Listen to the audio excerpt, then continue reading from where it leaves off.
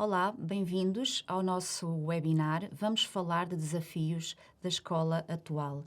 Eu sou a Adriana Miranda, sou professora de Português Língua Não Materna e coordenadora da disciplina e implementei a disciplina em várias escolas ao longo destes anos.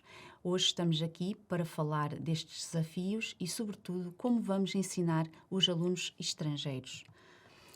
A nossa sessão hoje vai se dividir em três grandes partes, sendo que na primeira parte irei apresentar alguns dados estatísticos do Ministério da Educação de um relatório de 2020 e 2021, uma vez que o relatório do ano passado ainda não foi publicado. Irei falar numa segunda parte das dificuldades que os alunos, que os professores, que as famílias sentem quando estes alunos integram o sistema de ensino português e, por fim, uma terceira parte, dar algumas sugestões ou de atividades ou de estratégias a implementar em contexto de sala de aula com estes alunos. Dando início então à nossa primeira parte, alguns dados estatísticos sobre o português língua não materna e sobre os alunos estrangeiros no nosso país, vamos subdividir este tema. Numa fase inicial, apresentar alguns dados sobre a frequência dos alunos estrangeiros no sistema de ensino português. Dos dados deste relatório estatístico de 2020 e 2021, estão matriculados neste ano cerca de 72 mil alunos estrangeiros nas escolas portuguesas apenas do Portugal continental, uma vez que este relatório não contempla dados estatísticos sobre a Ilha da Madeira e a Ilha dos Açores. Ao longo do tempo, esta situação tem-se alterado e, de acordo com uma notícia do Público de alguns dados estatísticos, refere-nos que este número evoluiu significativamente. Aguardamos então a publicação do relatório do ano passado para verificar a alteração destes dados. Relativamente ao ciclo de ensino, que concentra o maior número de alunos estrangeiros, é no primeiro ciclo em que temos esta grande concentração, seguido depois do ensino secundário. Esta notícia publicada no Público vem-nos dar uma nova opinião, referindo que no pré-escolar há, no ano passado, um número significativo de alunos estrangeiros matriculados nas escolas portuguesas. Relativamente aos países de onde vêm estes alunos, é sobretudo da América do Sul, isto relativamente ao ano de 2020-2021. Nesta notícia do Público, refere-se que a grande percentagem de alunos vem, sobretudo, do Brasil. Portanto, temos uma grande concentração de alunos brasileiros nas escolas portuguesas de Portugal continental. Relativamente às zonas do país onde se concentram o maior número de alunos estrangeiros, no ano 2020-21, esta situação era maior no Algarve, seguida de Lisboa. Contudo, a notícia do Público vem-nos referir que é na zona de Braga que no ano passado há uma grande concentração de alunos estrangeiros. Depois de algumas formações que efetuei com vários professores, sobretudo na região de Braga, fiquei a perceber um bocadinho do porquê desta situação. Braga é uma zona que acolhe e tem medidas de acolhimento significativas para estes alunos e para as suas famílias. Ora, aí está, esta situação vai levar a que atraia e tenha melhores condições para receber quer as suas famílias, quer os seus alunos. Relativamente à distribuição dos alunos, esta situação vem alterando ao longo dos tempos, sendo que os alunos filhos de pais imigrantes vão tendo um número acentuado de matrículas no nosso país. Esta situação tem sido tendenciosa ao longo dos anos e no ano passado verificou-se que há alunos a regressar ao nosso país, comunicam em português efetivamente, porque a língua em casa é o português, no entanto a escolaridade foi numa língua estrangeira e esses alunos começam a ser matriculados no nosso sistema de ensino e começam também a ser contabilizados nestes dados estatísticos. Neste momento, vamos então falar sobre a situação da disciplina de português língua não materna. Que dados temos nós relativamente aos alunos que estão a frequentar a disciplina de português língua não materna? Se verificarmos uma evolução histórica da instituição da disciplina no nosso país, nós verificamos que em 6 de 2001 o Ministério da Educação começa a fazer as primeiras referências a esta disciplina, à disciplina de português língua não materna. Ora, o que acontece é que começam a surgir os primeiros projetos pilotos na zona de Lisboa e isto leva a que, em 7 de 2006, seja publicado o despacho normativo que vem regulamentar a frequência dos alunos da disciplina e vem regulamentar quais é que são as formas de atuação nas escolas perante a existência da disciplina. Ao longo do tempo, esta situação fez com que, em 2011, surgisse o despacho normativo de 22 de agosto, que vem dar reforço a esta situação de tornar a disciplina de português língua não materna uma oferta do currículo nas escolas portuguesas. Assim sendo, a partir desta altura, começam a ser formalizados todos os procedimentos necessários para que as escolas portuguesas tenham a disciplina instituída. Esta disciplina passa a ser uma oferta de currículo, passa a ter contemplada critérios de avaliação específicos, passa a ter um programa específico, passa a ter todas as orientações necessárias para que estes alunos possam, em vez da disciplina de português, ter a disciplina de português língua não materna. Para além disso, são publicados os perfis linguísticos dos alunos que devem frequentar a disciplina de português língua não materna e neste grupo são então incluídos estes cidadãos que, apesar de terem nascido em Portugal, na sua comunidade, na sua casa, são faladas outras línguas que não o português, e principalmente as pessoas vindas de São Tomé, de Moçambique, em que em casa, em que na sua comunidade falam crioulos e que obriga a que depois, em termos de instituição escolar, sejam tomadas medidas para que o aluno possa utilizar o português. E este grupo de alunos passa então a fazer parte dos alunos que podem integrar a disciplina de português língua não materna. Retomando aos dados estatísticos, neste relatório de 2020 e 2021, o relatório vem dizer que estão apenas matriculados na disciplina de português língua não materna cerca de 5.500 alunos. É uma diferença muito grande relativamente ao número de alunos estrangeiros matriculados no sistema de ensino português em Portugal continental. Isto quer dizer que muitas são as escolas que ainda não têm a disciplina instituída, que ainda não têm a possibilidade de ter um limite mínimo, conforme diz a lei, de 10 alunos para a constituição da disciplina. E, portanto, muitos destes alunos estão abrangidos por outras medidas que não a frequência do português língua não materna. Relativamente ao ciclo de ensino, em que se encontram concentrados o maior número de alunos que frequentam a disciplina de português língua não materna, mantém-se o primeiro ciclo, sendo que também verificamos que a nível do secundário há uma grande percentagem de alunos a frequentar a disciplina. Relativamente aos alunos ou às nacionalidades destes alunos que frequentam a disciplina de português língua não materna, há várias, sendo que nos últimos anos verifica-se, sobretudo, os alunos que vêm com um mecanismo de proteção internacional, da Síria, do Bangladesh, da Ucrânia. Portanto, há um número significativo de alunos que frequentam a disciplina e que vêm destes países.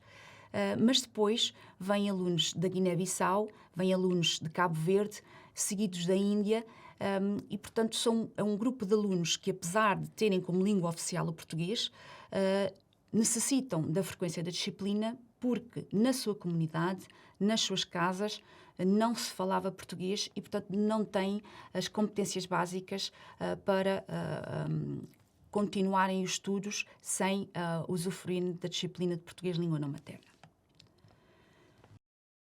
Passamos agora à nossa segunda parte, que é um breve levantamento das dificuldades sentidas pelos alunos, pelos professores, pelas famílias. Digo breve porque são muitas mais as dificuldades que os professores titulares sentem no seu dia-a-dia e que frequentemente se veem confrontados. E não poderemos falar delas todas, mas vamos apenas falar de algumas que são aquelas que muitas das vezes os professores referem como mais acentuadas.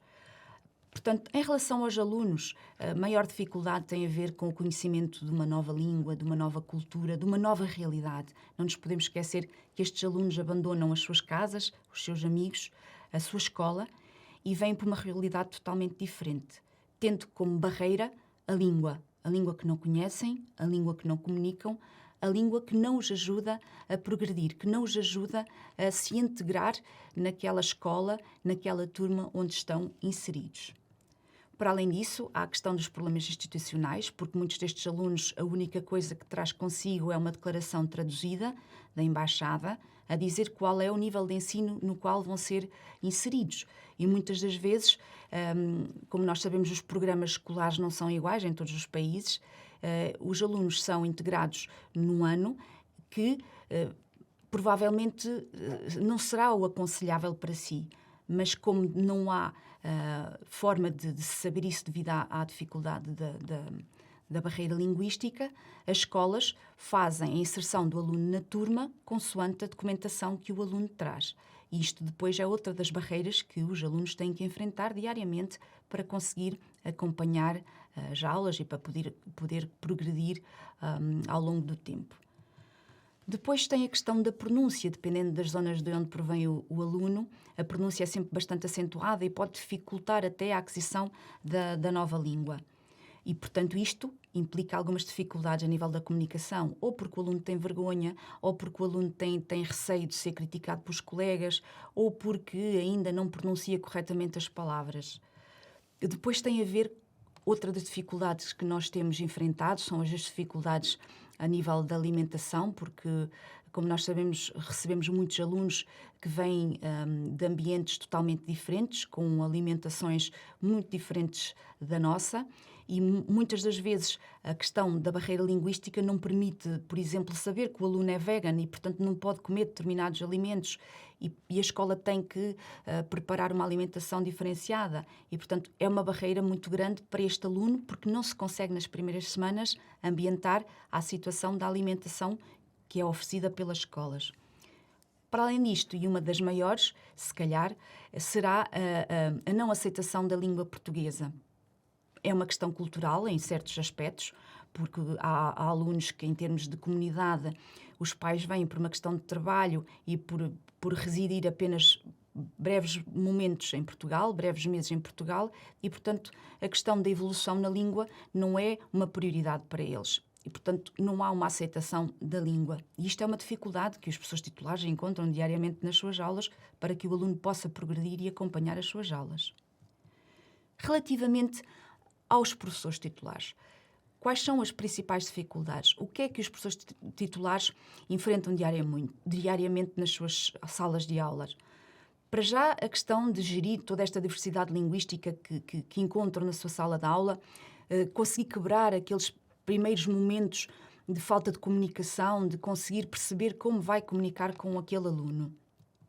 Depois, a questão de definir estratégias de atuação para que possa ajudar estes alunos na integração, no acompanhamento das matérias, que nas primeiras semanas, no primeiro mês, é bastante difícil até se conseguir pensar na melhor estratégia, adequar a melhor estratégia a estes alunos. Depois, conseguir que estes alunos que estão ali, que não percebem absolutamente nada do que se está a ser feito, consigam ser envolvidos nas dinâmicas da turma, nem que não seja por repetição, porque o início do desbloqueio da fase de integração na turma, de conhecer os colegas, de conhecer o professor e o professor titular saber como vai atuar perante o aluno, implicam realmente algum tempo de adaptação. E esta dificuldade inicial dos professores titulares é bastante grande e leva o seu tempo. Outras das dificuldades que os professores titulares enfrentam diariamente é a falta de recursos humanos, portanto, a falta de um professor de português de língua não materna que possa acompanhar estes alunos ou a falta de técnicos que possam apoiar nas restantes horas do currículo para poder auxiliar enquanto o professor titular está com os restantes alunos da turma, que muitos deles também têm os seus problemas, não são só os alunos estrangeiros, porque uma turma é muito diversa, tem uma série de problemas que não só os alunos estrangeiros. Depois, a questão da falta de formação, a falta de preparação académica, que é muito importante porque os professores precisam de saber como atuar, os professores precisam de saber o que fazer diariamente com estes alunos e poder adaptar as suas aulas às suas necessidades de igual modo. A questão do apoio que é prestado, que muitas das vezes não é o adequado, e, portanto, há uma dificuldade em confiar naquele trabalho que está a ser feito, porque não se sabe se está a ser bem feito. E depois a questão das outras dificuldades que vão surgindo ao longo do tempo, porque depois, à medida que o tempo vai passando e se vamos quebrando aquela barreira linguística, o professor começa-se a perceber que o aluno apresenta outras dificuldades que não se prendem só com a aquisição da língua. E é necessário um outro tipo de apoio, porque as dificuldades que este aluno vai apresentando são dificuldades do foro cognitivo. É preciso recorrer a outros organismos da escola para que possam apoiar nestas dificuldades de foro cognitivo que depois vão surgindo juntamente com as dificuldades de aquisição da língua. Para além dos alunos, para além dos professores, também as famílias enfrentam problemas. Muitas delas, os problemas que enfrentam prendam-se com a dificuldade da comunicação, porque são famílias que, quando chegam, a única língua que falam é a sua língua materna. E, para além disso, são famílias que muitas das vezes vêm sem trabalho e, portanto, estão numa fase inicial de procura de casa, de procura de emprego, de organizar toda a documentação necessária para se fixarem no país.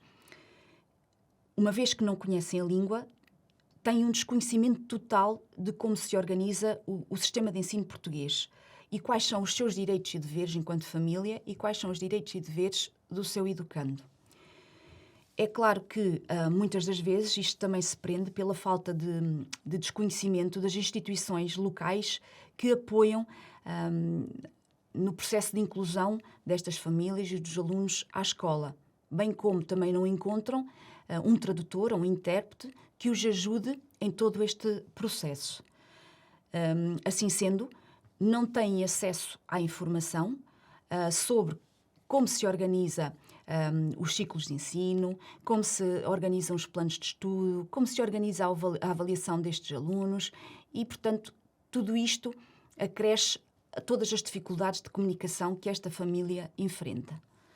Para além disso, há também a dificuldade que estas famílias têm em comunicar com todos os responsáveis educativos, quer seja para tratar da documentação do aluno, quer seja relativamente à alimentação, muitas das vezes na comunicação com o professor titular, porque ou não recorrem a tradutores, ou porque não têm internet, ou porque lhes é difícil deslocarem-se à escola para comunicar com o professor titular, uma vez que não conhecem a língua e não têm quem os ajude a traduzir. E, portanto, esta barreira é para os pais algo que os prejudica significativamente na sua integração na escola e na sua relação com a escola. Chegando à nossa última fase deste webinar, vou-vos propor algumas sugestões, algumas estratégias, algumas atividades que possam utilizar em contexto de sala de aula e, sobretudo, que vos possam ajudar a tornar o vosso trabalho mais simples, tornando a aula mais apelativa para estes alunos e, de certo modo, dando-vos a vós e aos alunos alguma autonomia para que possam, vocês, enquanto titulares, estar a trabalhar com a restante turma enquanto o aluno está a desenvolver atividades que possam acompanhá-lo durante a aquisição da língua portuguesa. A primeira coisa, e durante os primeiros dias que os professores titulares devem fazer, é sempre usar o vocabulário. O vocabulário básico do dia-a-dia. Para isto é muito importante apresentar palavras muito simples, até utilizando imagens que têm em sala de aula, para que o aluno possa repetir e perceber o seu significado. E só depois desta aquisição, mesmo que a comunicação seja apenas por palavras, possa depois, posteriormente, passar à frase.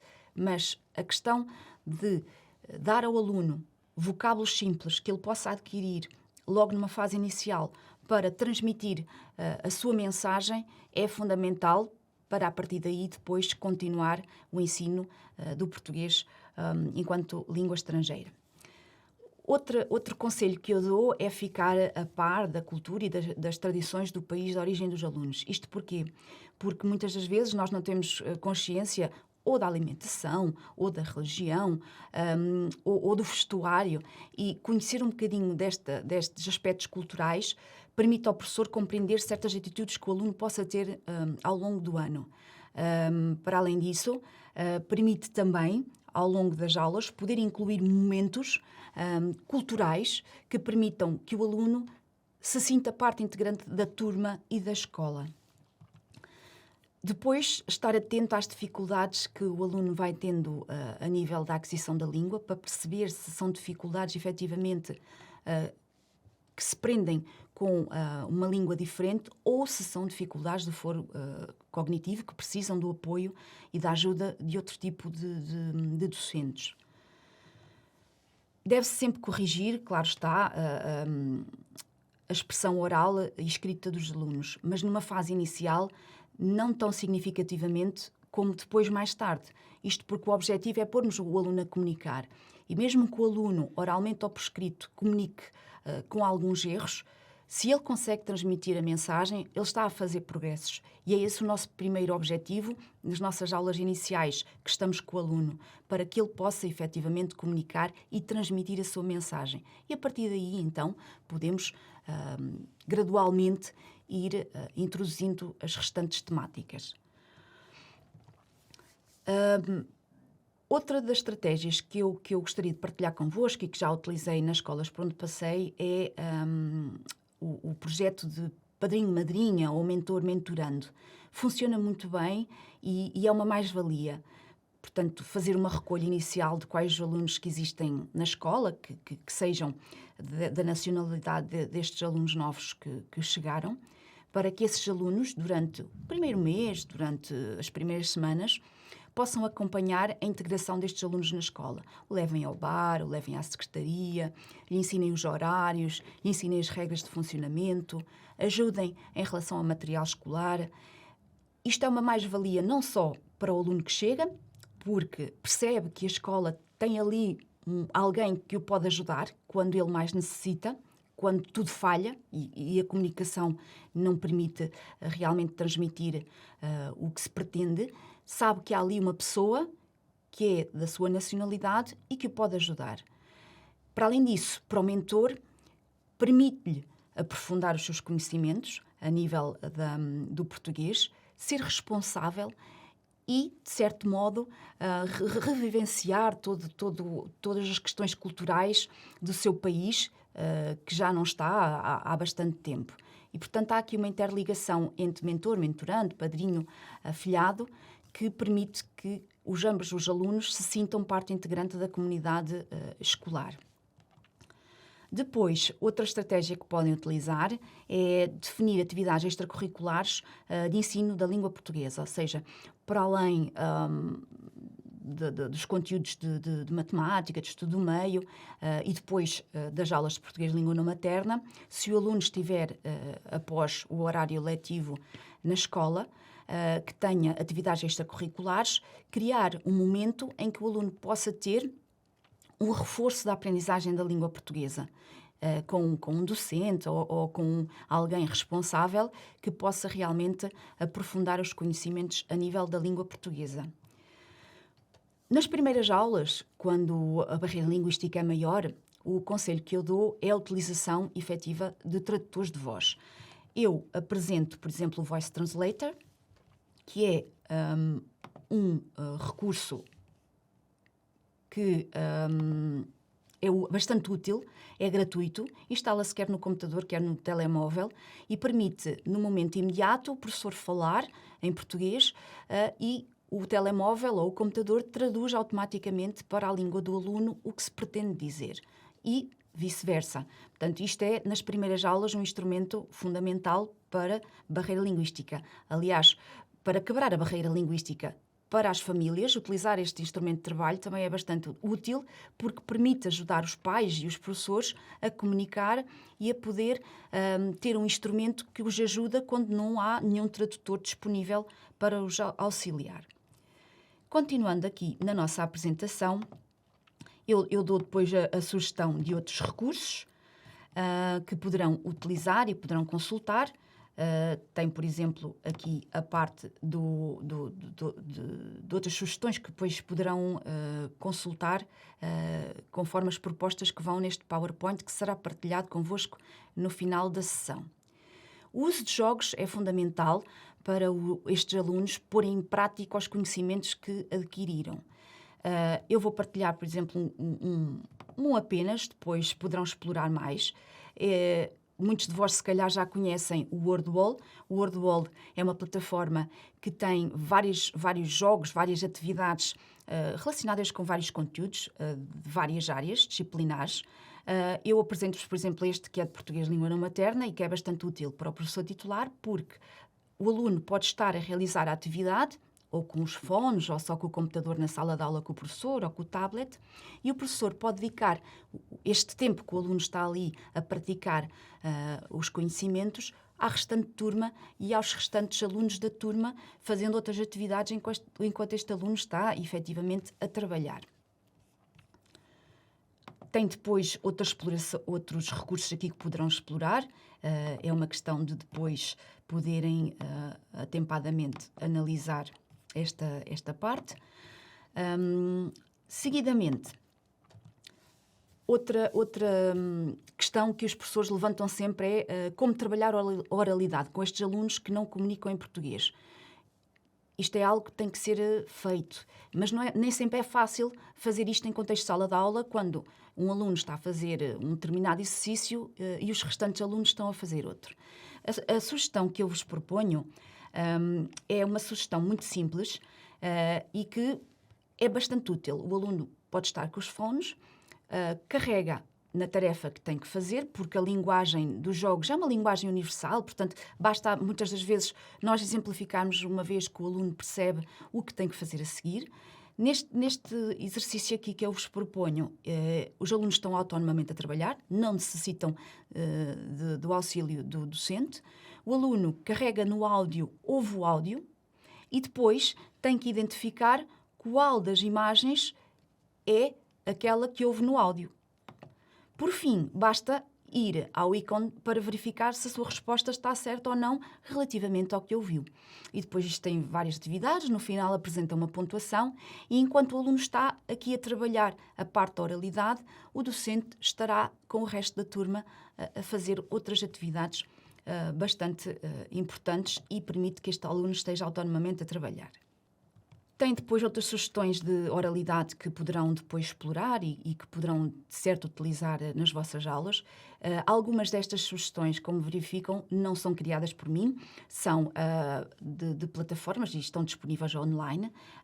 Portanto, são realmente úteis, estão construídas, poupam trabalho ao professor que não necessita de estar a fazer o seu próprio material para este aluno.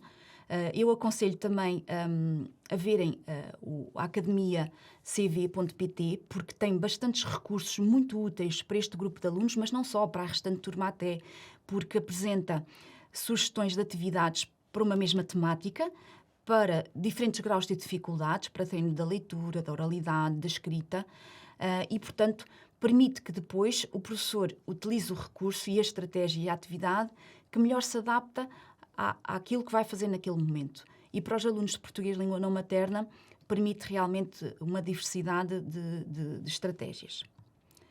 A questão da realização de fichas. Temos o formato online, que é uma mais-valia para o professor titular. Porquê? Porque está feita, o professor não necessita de executar, apenas necessita de verificar qual é o conteúdo que está a trabalhar, para depois escolher qual é que se adapta melhor. A que vou partilhar convosco é uma plataforma, até inicialmente quando abriu era de fichas de inglês, mas neste momento a plataforma tem muitos recursos para as várias áreas curriculares, não só para inglês. Esta que eu vos vou apresentar é de português língua não materna, pronto, É bastante útil, porquê? Porque, mais uma vez, dá autonomia ao professor e ao aluno para que o aluno ponha em prática o que esteve a aprender, enquanto que o professor está a dedicar o seu tempo aos restantes alunos da turma. Aqui, mais uma vez, o aluno apenas executa a tarefa que lhe é pedida, arrastando, por exemplo, as palavras para as imagens, e no final tem duas estratégias. E esta parte aqui é importante porque dá duas possibilidades ao professor. Carregando na finalização da ficha, ou o aluno verifica automaticamente as suas respostas, ou caso o professor queira verificar se o aluno está ou não a fazer evolução, ou se o aluno precisa de trabalhar um bocadinho mais aquele conteúdo, basta escolher a segunda opção, o professor verifica quais foram as respostas do aluno e onde necessita, efetivamente, de reforçar mais o ensino para que este aluno possa evoluir. Portanto, é mais uma estratégia, há várias aqui, portanto, é uma questão de vocês pesquisarem qual é que é o tema, qual é que é a parte que mais vos interessa. Esta que eu partilho é apenas de português língua não materna, mas eu depois partilho convosco outras que vocês poderão verificar. Por exemplo, a segunda que eu aqui tenho é para o nível do primeiro ano, com exercícios relacionados com as vogais, com as consoantes, com a junção de sílabas para formação de palavras e, portanto, bastante útil para os alunos de primeiro ano que chegam, que não comunicam em português e que estão a fazer um processo de alfabetização juntamente com os outros alunos, mas que ao mesmo tempo também estão a aprender a língua portuguesa.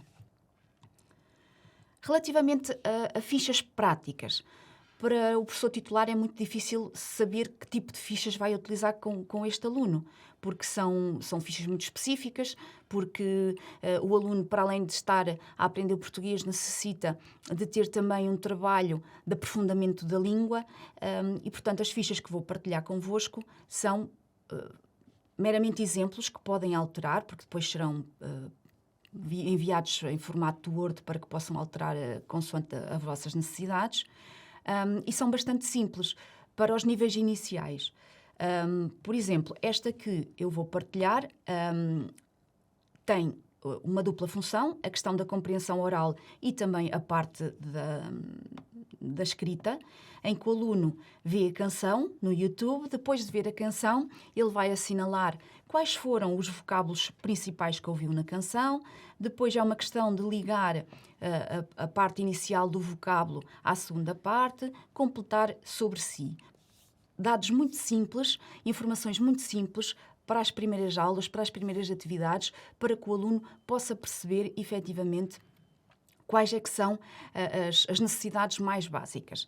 Depois tem outros exemplos que poderão aprofundar e que poderão utilizar conforme acharem melhor para o vosso dia-a-dia.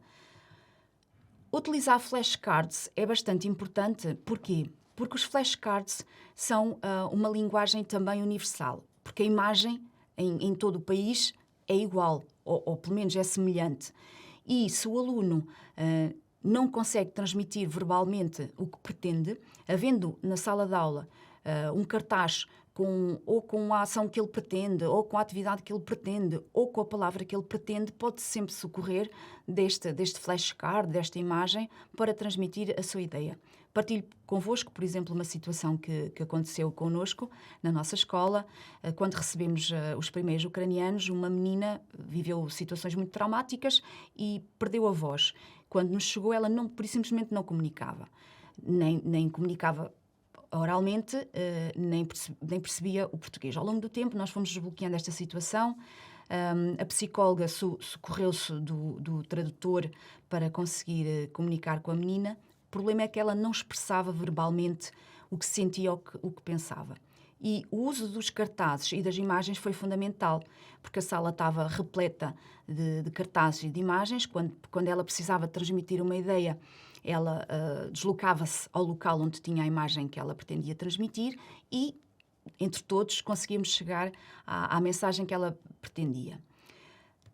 Nesse dia, um coleguinha da turma tinha-lhe dado um empurrão, ela caiu e depois, pronto, tiveram assim uma disputa entre os dois. E ela queria dizer o que é que se tinha passado. Como não conseguia e não havia na sala de aula nenhuma imagem que representasse isto, ela dirigiu-se ao quadro, desenhou a situação que tinha acontecido, Nós chegámos ao entendimento do que é que tinha acontecido. Eu perguntei quem era, ela dirigiu-se ao lugar do colega e apontou para o colega. Depois, no final, foi engraçado, porque ela ficou com um ar de satisfação por ter conseguido transmitir a sua mensagem, e por depois o colega lhe ter pedido desculpa. Portanto, isto é uma estratégia, e os cartazes e os flashcards, as imagens, são fundamentais para transmitir a mensagem que se pretende naquele momento. Há outros recursos, eu deixo aqui depois alguns exemplos para que possam explorar e que possam utilizar nas vossas aulas, mas como eu disse inicialmente, são meras sugestões. Outra sugestão que eu vou partilhar convosco, e que costumo normalmente fazer todos os anos, é a questão de uma amostra cultural dos países destes alunos. Já fiz em várias modalidades e funciona muito bem, porque costumo pedir sempre a colaboração dos encarregados de educação. Vir à escola, trazer um objeto típico do seu país, apresentá-lo à turma. Depois, temos sempre escrito na língua do aluno o significado ou o nome daquele objeto. Em português, língua não materna, traduz para português. Depois, na exposição, está sempre identificado esse objeto. Fazemos uma articulação entre a cidadania ou entre a biblioteca escolar com a parte da interculturalidade, e estas famílias sentem-se bastante úteis neste momento. E da última vez, por exemplo, em que fizemos esta identificação dos países no mundo de onde vêm os nossos alunos, os pais quiseram fazer uma amostra gastronómica e foram, num dia, à escola, fazer pratos típicos e dar a provar às turmas estes pratos. E a partir deste momento, a relação que se estabeleceu entre escolas e famílias foi de tal forma grande que os pais, a partir daí, começaram a frequentar mais assiduamente a escola, a falar mais assiduamente com os titulares dentro das dificuldades que se foram conseguindo enfrentar. Outra sugestão que dou, e que isto não depende só do professor titular, claro está, depende do envolvimento de toda a escola, é a criação de guias de acolhimento, traduzidos nas principais línguas destas famílias. Isto porquê? Porque estes guias de acolhimento, onde têm as informações de geral, o funcionamento da escola, da secretaria, do bar, como adquirir os vouchers, como pedir o transporte, estar traduzido na língua das famílias permite-lhe, no momento em que as famílias chegam, ter ali um primeiro contacto e saber o que precisam fazer naqueles momentos. Nós, na nossa escola, conseguimos traduzir este guia em 5 línguas com a colaboração dos encarregados de educação. Portanto, cada guia, inclusivamente, tem o nome a identificar qual foi o encarregado de educação responsável pelaquela tradução. Para além disso, no início do ano, quando recebemos os alunos, temos sempre por hábito colocar uma atividade ou uma situação cultural em que os pais e os alunos sintam que a escola se preocupa com eles. Uma delas foi esta que vos apresento, que foi uma vez que a escola está numa zona relacionada com os chapéus de chuva. Cada chapéu de chuva tinha a palavra bem-vindo nas várias línguas dos alunos. Estava um mapa a identificar os países de origem destes alunos e foi uma reação espontânea destas famílias a dirigir-se ao mapa e a identificar o seu país e a procurar nos chapéus a palavra bem-vindo do seu país. E, portanto, isto permite realmente criar momentos de ligação entre família e escola, entre o aluno e a escola. Para além deste guia de acolhimento, poderão ser feitos folhetos informativos, também traduzidos nas várias línguas. Nós temos também nestas 5 línguas, com a ajuda do encarregado de educação, sobre o funcionamento da disciplina, sobre a avaliação, como é que estes alunos são depois avaliados ao longo do tempo e, portanto, esta ajuda permite realmente que quer alunos, quer pais, quer professores titulares encontrem um ponto comum de comunicação. Outro recurso fundamental que o professor titular deve usar nas suas aulas é o uso de glossários temáticos. Aliás, o despacho 2044 de 2022 vem dizer que quer o conselho de turma, quer o professor titular, deve ser responsável pela criação de glossários temáticos relacionados com as suas áreas, com as suas disciplinas. A sugestão que eu aqui apresento é, por exemplo, para um primeiro ano, em que muitos dos vocábulos que aqui estão são aqueles primeiros vocábulos que se dão nas primeiras aulas, em que se apresenta ao aluno aquela parte de comunicação. Estes vocábulos são fundamentais para que o aluno possa perceber a aplicação em contexto de sala de aula daquilo que está a aprender. Para além disto, tem uma segunda intenção, que é o trabalho em casa com as famílias. Este exemplo que eu aqui apresento é a tradução português-ucraniano.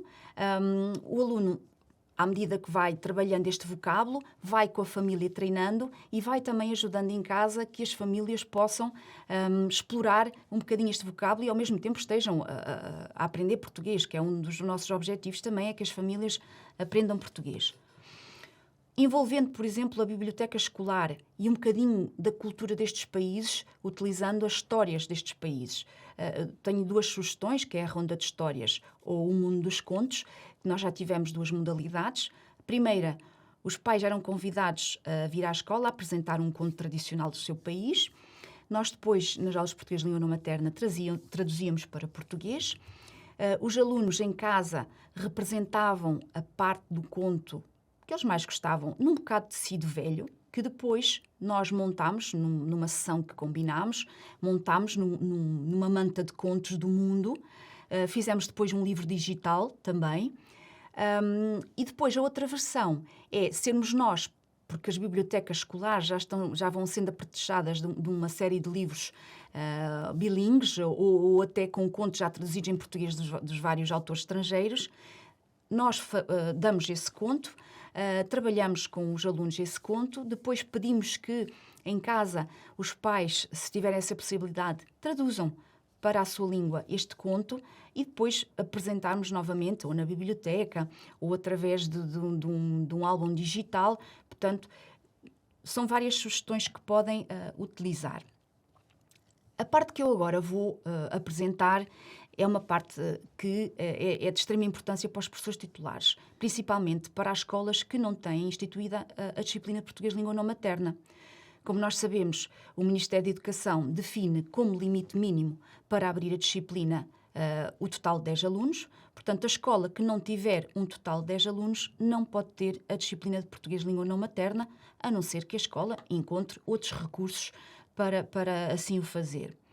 Assim sendo, quando isto acontece, a Portaria 223, já de 2018, vem dizer que é o professor titular, na falta do professor de português de língua não materna, que deve assumir o papel de professor de português de língua não materna, o que é uma grande dificuldade. Porquê? Porque os professores titulares têm uma turma de 20 ou 25 alunos, têm os alunos estrangeiros e depois têm os restantes alunos com diversas dificuldades de aprendizagem, com diversos níveis de aprendizagem.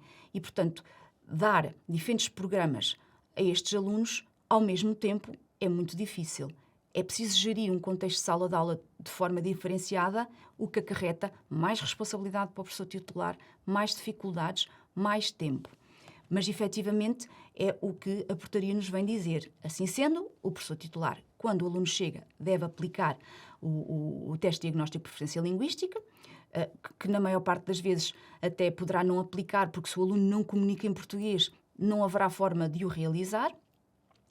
E para além disso, os testes são os testes que estão no site do Ministério da Educação, que já são bastante antigos e que implicam um grande número de horas para a sua realização.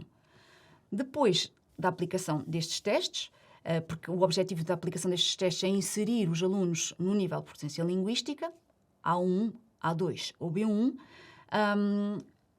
o professor depois tem que, quando souber o nível em que o aluno está, trabalhar, em contexto de sala de aula, conteúdos das aprendizagens essenciais deste nível de proficiência linguística. Se o aluno está no A1, ou se o aluno está no A2, ou se o aluno está no B1. Seguidamente, tem sempre que for necessário e sempre que achar que o aluno fez evolução, aplicar testes de posicionamento ou de transição de nível. Quer isto dizer que, a dada altura, o aluno que está no nível A1, o professor titular considera que o aluno está a fazer progressos, aplica-lhe um teste, que é um teste normal, mediante os conteúdos que trabalhou com ele, para verificar se o aluno efetivamente está apto a passar para o nível a seguir. Isto pode ocorrer em qualquer momento do ano letivo, não tem que ser no final do ano ou a nível periódico, é quando o professor titular achar conveniente. E depois de aplicar o teste e verificar essa situação, vai então posicionar o aluno.